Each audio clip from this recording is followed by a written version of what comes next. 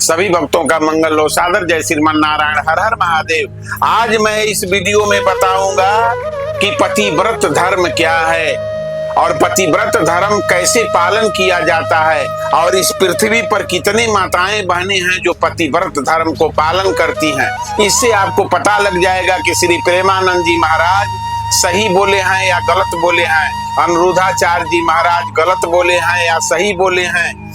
पतिव्रत धर्म कैसे पालन किया जाता है, कैसे उसको निभाया जाता है, किस प्रकार से निभाया जाता है और कितनी माताएं बहन पतिव्रता धर्म को पालन करती है, इस वीडियो में आपको समझ में आएगा कि पतिव्रत धर्म क्या है। ऐसे शास्त्रों में पतिव्रत धर्म के विषय में अनेक चौपाई और श्लोक बताए गए हैं, लेकिन मैं रामचरितमानस से बताऊंगा कि पतिव्रता धर्म कौन है, उत्तम नारी कौन है, निम्न नारी कौन है, उत्तम श्रेणी की नारी कौन है, मध्यम श्रेणी की नारी कौन है। इससे आपको सब पता समझ में आ जाएगा। आज तो अपने बड़े बड़े घर की बेटी, घर की बेटी रील बना रही हैं, छोटा छोटा कपड़ा पहन रही हैं। क्या ये कलयुग का यही प्रभाव है? सत्य बात है, पहले के जमाने में बेटी को 12 बरस के अंदर में उसको कन्यादान दे दिया जाता था, लेकिन आज की समस्या मैं कहने योग्य नहीं हूं, मैं अपने मुंह से बखान नहीं कर सकता, इसलिए मैं आज बता रहा हूं कि पतिव्रत धर्म क्या है, पति के प्रति पत्नी का क्या दायित्व है, कैसे उसको निर्वाह करना है। मैं बताऊं, पत्नी और पति एक रथ के दो पहिए होते हैं। खुशहाल दाम्पत्य जीवन के लिए यह बहुत जरूरी है कि पति पत्नी में तालमेल बना रहे। यदि इनमें से किसी एक में अवगुण हुआ तो जीवन की गाड़ी बिल्कुल समाप्त हो जाएगी, रुक जाएगी। पति के जीवन में पत्नी को बहुत बड़ा महत्व है। यही कारण है कि शास्त्रों में पत्नी को अर्धांगिनी यानी पति का आधा अंग कहा गया है, जिसके बिना पति अधूरा है। गरुड़ पुराण के एक श्लोक में बताया गया है कि किन गुणों वाली पत्नी पुरुष के लिए भाग्यशाली साबित होती है। गरुड़ पुराण के श्लोक के अनुसार सा भर्जाया गृहे दक्षा, सा भर्जाया प्रिय वदा, सा भर्जाया पति प्राणा, सा भर्जाया पतिव्रता। गरुड़ पुराण के इस श्लोक में स्त्री के 4 गुण, गृह दक्षा क्या होना चाहिए पतिव्रता के अंदर, गृह दक्षा, प्रिय वदा, पति प्राणा और पतिव्रता के बारे में बताया गया है, जो कि हर स्त्री में अवश्य होना चाहिए। ऐसे गुण वाली पत्नी सुलक्षणा कहलाती है और जिस पुरुष को ऐसी पत्नी मिलती है वह पति भाग्यशाली होता है। तो जानते हैं इन गुणों के बारे में, कौन कौन गुण उस पतिव्रता में होना चाहिए, ये आपका शास्त्र धर्म बता रहा है। और कितने पतिव्रताएं हमारे पृथ्वी पर आज कली काल में हैं, इससे आपको पता चल जाएगा।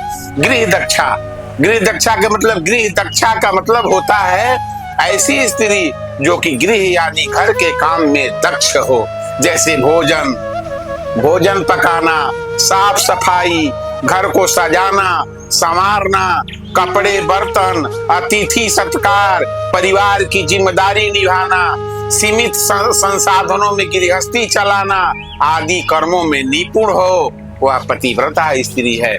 ऐसी स्त्री पति के लिए तो भाग्यशाली होती ही है, साथ ही ऐसी स्त्री को अपने पति और परिवार से भी खूब प्रेम मिलता है। तो प्रियवदा कौन है? प्रियवदा का मतलब होता है मधुर बोलने वाली। जो स्त्री पति से बात करते समय मधुर और संयमित भाषा का प्रयोग करे, वह स्त्री अपने पति से खूब प्रेम पाती है। तीसरी चीज पति प्राणा। पति प्राणा को पति परायण स्त्री भी कहा जाता है। ऐसी स्त्रियां पति द्वारा कई बातों का पालन करती है। यह कभी ऐसी बात नहीं करती जिससे पति का मन दुखी हो, इसलिए ऐसी स्त्री पर उनके पति भी प्यार लुटाते हैं और सम्मान भी देते हैं। चौथी बात बताऊं, पतिव्रता। पतिव्रता स्त्री ऐसी स्त्री कहलाती है जो कि अपने पति के अलावा किसी पराये पुरुष के बारे में कभी मन में गलत विचार नहीं ला सकती। विवाह के बाद जो अपने तन मन को केवल पति पर ही समर्पित कर दे, ऐसे गुणों वाली पत्नी को ही शास्त्रों में पतिव्रता कहा गया है। गरुड़ पुराण में भी कहा गया है कि ऐसे पति बहुत भाग्यशाली होते हैं जिनकी पत्नी केवल अपने पति से ही प्रेम करती है। दूसरी चीज, रामचरितमानस में गोस्वामी तुलसी जी दास जी बताए हैं कि उत्तम नारी कौन है, मध्यम कौन है और नीच कौन है। उस चौपाई से आपको अनुभव होगा कि कितनी माताएं अपने पतिव्रत धर्म को पालन करती है। अनुसुईया के पद गही सीता, अमिली बहोरी सुशील विनीता। ऋषि पत्नी मन सुख अधिकाई, आशीष देई निकट बैठाई। फिर परम सिलौती और विनम्र श्री सीता जी अनुसुईया अत्रि जी की पत्नी के चरणों में पकड़कर श्री सीता जी बैठ जाती हैं। ऋषि पत्नी के मन में बड़ा सुख हुआ, उन्होंने आशीष देकर सीता जी को पास बैठा लिया। और क्या किया? दिव्य वसन भूषण पहिराए, जो नित नूतन अमल सुहाए। कह ऋषि वधु सरस मृदुबानी, और नारी धर्म कछु ब्याज बखानी। नारी धर्म के विषय में माता सीता को अनुसुईया माता बताती हैं कि वास्तविक नारी धर्म क्या है और पतिव्रता स्त्री कौन है, और उन्हें दिव्य वस्त्र और आभूषण पहनाए जो नित्य नए निर्मल और सुहावने बने रहते हैं। फिर ऋषि पत्नी उनके बहाने मधुर और कोमल वाणी से स्त्रियों के कुछ धर्म बखान कर कहने लगी। क्या है स्त्री का धर्म? मात पिता भ्राता हितकारी, मित प्रद सब सुनु राजकुमारी। अमित दानी भ्राता वैदेही, अधम सुनारी जो सेवन तेही।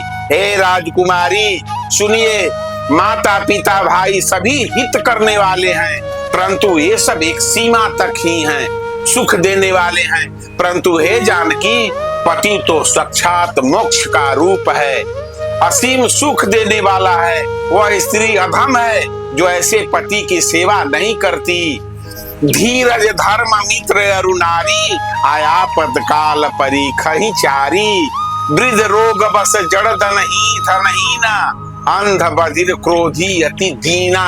धैर्य धर्म मित्र और स्त्री, इन चारों की विपत्ति के समय ही परीक्षा होती है।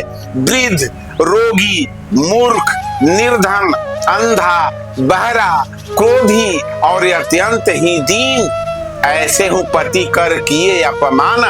आ नारी पाव जमपुर दुख नाना।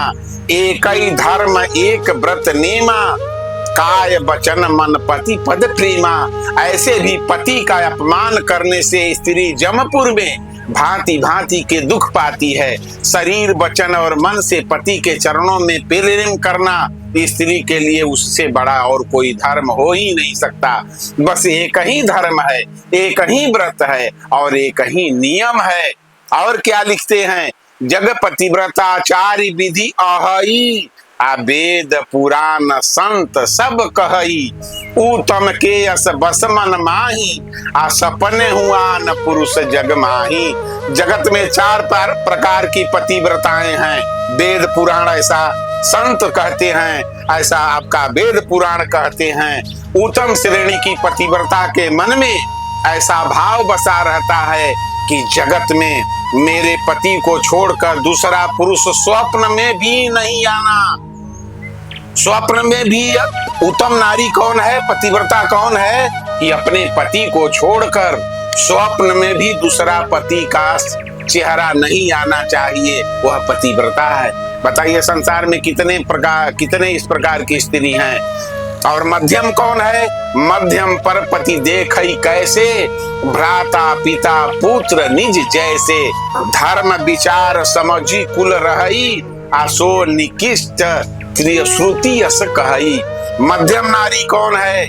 मध्यम श्रेणी की पतिव्रताएं पराई पति को कैसे देखती हैं? जैसे वह अपना सगा भाई, पिता या पुत्र हो, अर्थात समान अवस्था वाले को कैसे देखती है? वह भाई के रूप में देखती है, बड़े को पिता के रूप में और छोटे को पुत्र के रूप में देखती है।